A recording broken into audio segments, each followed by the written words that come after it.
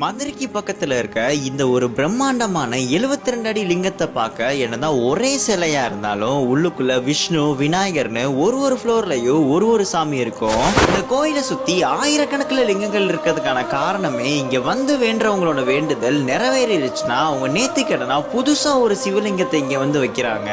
இது அப்படியே காலப்போக்குல 1 கோடி லிங்கமா மாறிடும்னு, அதே நேரத்துல சிவன் அவங்களோட பக்தர்களை கைவிட மாட்டாருன்னு ஒரு பெரிய நம்பிக்கை உருவாகும் தான் இந்த இடத்துக்கு கோடிலிங்கம் கோவில்னு பேர் வந்துச்சுன்னு அங்க இருந்த பூசாரியே சொன்னாரு. 72 அடி இருக்க இந்த பிரம்மாண்டமான லிங்கத்துக்கு ஆப்போசிட்ல 25 அடியில ஒரு பெரிய நந்தி சிலை இருக்கு.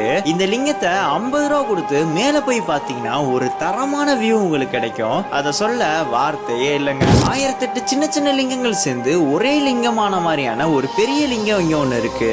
போகர், பாம்பாட்டி சித்தர்னு நிறைய சித்தர்களோட சிலைகளால சுத்தி இருக்க இந்த ஒரு இயற்கை சூழல் நிறைஞ்ச பிளேஸுக்கு நீங்க வந்துட்டு போனாலே மனசுக்கு நல்ல ஒரு அமைதி கிடைக்கும். சோ நீங்களும் தேனி சைடு வரீங்கன்னா சுருளி ஃபால்ஸ் கிட்ட இருக்க இந்த கோடிலிங்கம் கோயிலுக்கு விசிட்ட போடுங்க மக்களே.